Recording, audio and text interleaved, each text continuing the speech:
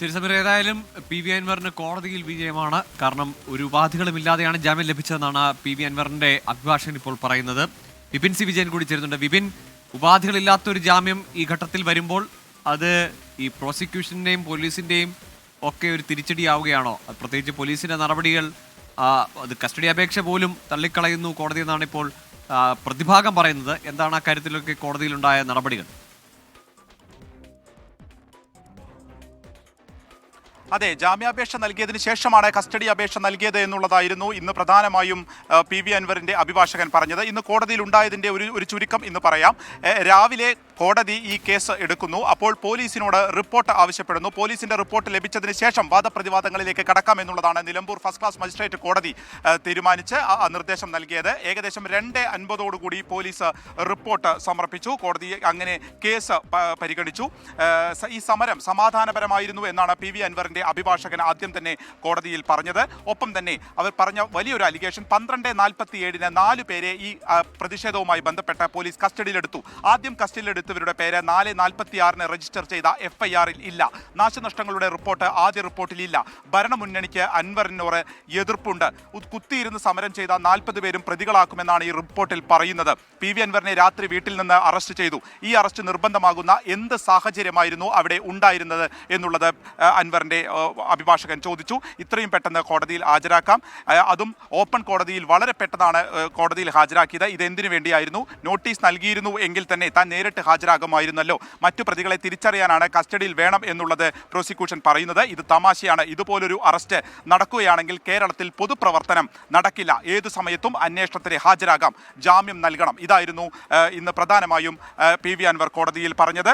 ഒപ്പം തന്നെ പ്രോസിക്യൂഷന്റെ വാദങ്ങൾ പ്രകാരമായിരുന്നു. അൻവറിന്റെ നേതൃത്വത്തിലാണ് 40 പേർ വന്നത്. സംസ്ഥാനത്തെ വിവിധ ഭാഗങ്ങളിൽ നിന്നുള്ളവരാണ് ആക്രമണം നടത്തിയത്. പൊതുമുതൽ നശിപ്പിച്ചു. മറ്റ് കേസുകളിലും പ്രതികളാണ്. പരിക്കുപറ്റിയ പോലീസുകാർ ആശുപത്രിയിൽ നിന്ന് എത്തിയ ശേഷമാണ് FIR രജിസ്റ്റർ ചെയ്തു.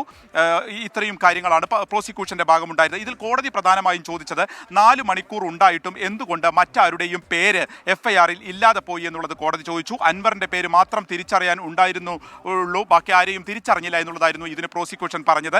സംസ്ഥാനത്തിന്റെ വിവിധ ഭാഗങ്ങളിൽ ഉള്ളവർ എന്തുകൊണ്ട് ഇവിടേക്ക് എത്തി ഈ പ്രതിഷേധത്തിൽ എന്നുള്ളതായിരുന്നു പിന്നീട് പ്രോസിക്യൂഷന്റെ ഒരു ചോദ്യം. ഇതിന് കോടതി തിരിച്ചു ചോദിച്ചത് അത്തരം ഒരു പ്രതിഷേധം ഉണ്ടാവുകയാണെങ്കിൽ സംസ്ഥാനത്തിന് പുറത്തുള്ളവർക്ക് വന്നുകൂടെ, അല്ലെങ്കിൽ ജില്ലയ്ക്ക് പുറത്തുള്ളവർക്ക് ആ പ്രതിഷേധത്തിൽ പങ്കെടുത്തുകൂടെ, അതിലെന്താണ് തെറ്റ് എന്നുള്ളത് ചോദിച്ചു. ഇതിനും പ്രോസിക്യൂഷന് മറുപടി ഉണ്ടായിരുന്നില്ല. ഒപ്പം തന്നെ ഇന്നലെ ഇത്ര അതിവേഗത്തിലുള്ള ഒരു അറസ്റ്റ് എന്തിനായിരുന്നു? ഒരു നോട്ടീസ് കൊടുത്തു കഴിഞ്ഞാൽ തന്നെ പി വി അൻവർ MLA എത്തുമായിരുന്നില്ല. ചോദ്യങ്ങൾക്ക് ഉത്തരവുണ്ടായിരുന്നില്ല. ഇതിലാണ് ഇപ്പോൾ നിരുപാധികം ജാമ്യം അനുവദിച്ചിരിക്കുന്നത്. ഇത് പി വി അൻവറിനെ സംബന്ധിച്ച ഒരു രാഷ്ട്രീയ വിജയം കൂടിയാവും. ഗോകുൽ, തീർച്ചയായും അതാണ് ഉപാധികളില്ലാതെയുള്ള ഒരു ജാമ്യം അനുവദിക്കുന്ന ഘട്ടത്തിലൊപ്പം പ്രോസിക്യൂഷന്റെയും പോലീസിന്റെയും ഒക്കെ ആവശ്യങ്ങൾ അപ്പാടെ കോടതി തള്ളുമ്പോൾ അത് പി വി അൻവർ കൂടുതൽ ആയുധമാക്കും എന്നത് ഉറപ്പാണ്. ഇപ്പോൾ തവനൂർ കോടതി ജയിലിന് മുന്നിൽ നിന്ന് നിഖിൽ പ്രമേഷ് കൂടി ചേരുന്നുണ്ട്. നിഖിൽ, പി വി അൻവറിന്റെ പുറത്തേക്കുള്ള വരവ് അത് വലിയൊരു ആഘോഷമാക്കാനുള്ള തയ്യാറെടുപ്പ് അവിടെ ഉണ്ടോ? ഇന്നലെ തന്നെ പറഞ്ഞത് പോയിട്ട് ഞാൻ തിരിച്ചു വരട്ടെ എന്നതായിരുന്നു അൻവറിന്റെ ഒരു വെല്ലുവിളി നിറഞ്ഞ സ്വരത്തിലുള്ള പ്രതികരണം.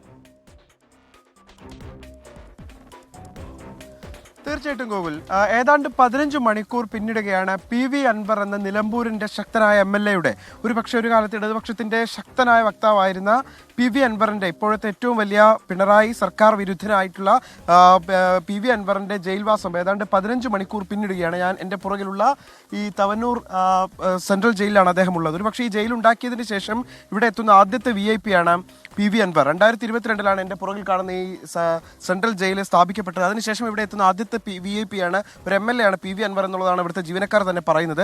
എന്തായാലും ഇന്ന് പുലർച്ചെ 2 കാലോടുകൂടി ഇവിടേക്ക് എത്തിച്ച പി വി അൻവർ പൂർണ്ണമായി അറസ്റ്റിനോട് എങ്ങനെ സഹകരിച്ചോ അതുപോലെ തന്നെ ഇവിടുത്തെ ജീവനക്കാരും ഒക്കെയായി സഹകരിച്ച് ഭക്ഷണമൊക്കെ കഴിച്ച് ബന്ധുക്കൾ കാണാനെത്തിയപ്പോൾ അവിടെ പേഴ്സണൽ സ്റ്റാഫും ഒക്കെ കാണാനെത്തിയിരുന്നു. ആ സമയത്തൊക്കെ അവരോടൊക്കെ മറ്റൊരു പ്രശ്നങ്ങളുമില്ല, ആരോഗ്യ പ്രശ്നങ്ങളില്ല, ഭക്ഷണം കഴിച്ചു എന്നൊക്കെ കൃത്യമായി പങ്കുവെച്ച, എന്നാൽ തൻ്റെ നിലപാടുകൾ കൃത്യമായി പറയുകയും ചെയ്ത പി വി അൻവർ ഇപ്പോൾ പുറത്തേക്ക് ഇറങ്ങുകയാണ്. അദ്ദേഹത്തെ സംബന്ധിച്ചിടത്തോളം രാഷ്ട്രീയമായൊരു വിജയം ഉണ്ടായിരിക്കുന്നു. കോടതിയിലും അദ്ദേഹം ഉന്നയിച്ചിരുന്ന വിഷയങ്ങൾ, അതിൻ്റെ മെറിറ്റ് അത് ഏത് തരത്തിലാണോ അൻവർ ഉയർത്തിപ്പിടിച്ചിരുന്നത് അത് കോടതിയും ഇപ്പോൾ തിരിച്ചറിയുകയാണ്.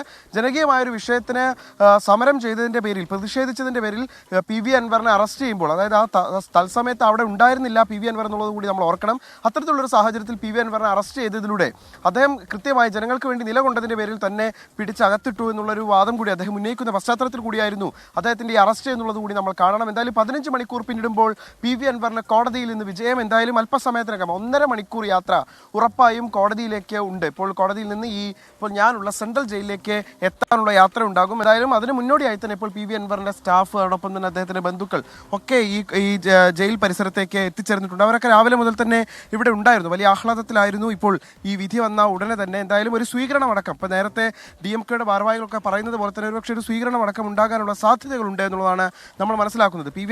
PV അൻവർ പുറത്തേക്ക് ഇറങ്ങുമ്പോൾ അങ്ങനെ വെറുതെ അദ്ദേഹത്തിനെ സ്വീകരിക്കാൻ കഴിയില്ല അവരുടെ പ്രവർത്തകരെ സംബന്ധിച്ചിടത്തോളം. അതുകൊണ്ട് തന്നെ ഒരു സ്വീകരണം ഉണ്ടാകുമെന്നുള്ളതാണ് നമ്മൾ മനസ്സിലാക്കുന്നത്. എന്തായാലും ഈ അദ്ദേഹത്തിനെ പുറത്തിറക്കാനുള്ള കോടതിയിൽ നിന്നുള്ള ഉത്തരവുമായി അല്പസമയത്തിനകം തന്നെ ഈ സംഘം ഇവിടേക്ക് എത്തിച്ചേരുമെന്നുള്ളതാണ്, അഭിഭാഷകരുടെ സംഘം ഇവിടേക്ക് എത്തിച്ചേരുമെന്നുള്ളതാണ് മനസ്സിലാക്കാൻ കഴിയുന്നത്. ഒരു കാര്യം കൂടി ഓർക്കണം, ഉപാധികളൊന്നുമില്ലാതെയുള്ള ഒരു ജാമ്യമാണ് അദ്ദേഹത്തിന് ലഭിക്കുന്നത്. അതുകൊണ്ട് തന്നെ സ്വാഭാവികമായിട്ടും കോടതിക്ക് അൻവറിന്റെ ഭാഗം വിശദീകരിച്ച അഭിഭാഷകർ നൽകിയിട്ടുള്ള വിവരങ്ങൾ പൂർണ്ണമായി അത് ഉൾക്കൊണ്ടു എന്ന് തന്നെയാണ് മനസ്സിലാക്കുന്നത്. എന്തായാലും ഇന്നത്തെ നടപടികൾ പൂർത്തിയാകുന്നതിന് മുൻപ് തന്നെ പരമാവധി വേഗത്തിൽ ഇവിടേക്ക് കോടതി ഉത്തരവ് എത്തിക്കുന്നതിന് വേണ്ടിയിട്ടുള്ള നടപടികളാണ് ഇപ്പോൾ അവർ സ്വീകരിച്ചു പോരുന്നത്. ഇപ്പോൾ ഇവിടെ വിസിറ്റേഴ്സ് ടൈമൊക്കെ ഇതിനോടൊപ്പം തന്നെ അവസാനിച്ചിട്ടുണ്ട്. എന്തായാലും ഇന്ന് തന്നെ പുറത്തിറങ്ങാൻ കഴിയും. ഇപ്പോൾ അൻവറിനൊപ്പമുള്ള ആളുകളാണെങ്കിലും അദ്ദേഹത്തിന്റെ ജീവനക്കാരാണെങ്കിലും വ്യക്തമാക്കുന്ന കാര്യം ഇന്ന് തന്നെ പുറത്തിറങ്ങാൻ കഴിയുമെന്ന്